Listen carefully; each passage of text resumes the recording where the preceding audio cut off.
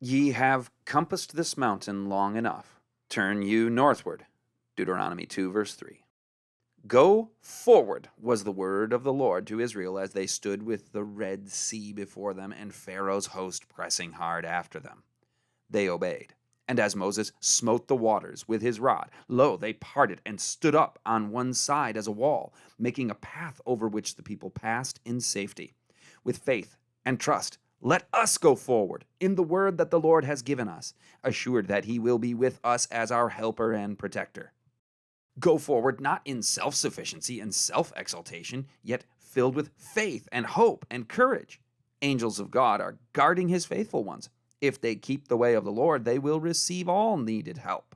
Much of the Lord's work has in the beginning been small, despised by those who desire to see it carried forward from the first with strength and importance, but the Lord must test his workers, many of whom are not able to bear success, who should it come to them would exalt self. Let God be praised and magnified. Let men walk in humility before him, glorifying him, not themselves.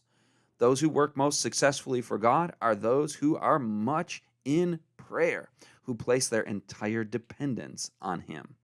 In many cases, the dearth of means or the lack of means felt is in accordance with God's plan, that his work may be carried forward in the same way that the Messiah of heaven carried it forward.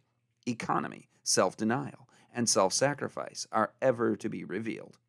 Until the end of time, the church will have to strive with difficulties that God's work may stand out pure and clean, untainted with fraud or intrigue.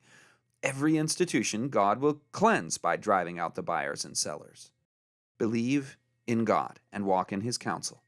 You may be permitted to struggle with difficulties, and then the Lord reveals his power and wisdom in answer to humble prayer. Have confidence in him as a prayer-hearing, prayer-answering God. He will reveal himself to you as a God who can help in every emergency.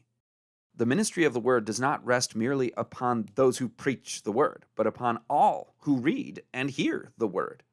The hearts of God's people are to be so filled with the love of Christ that their words of thanksgiving and praise will warm other hearts in need of help.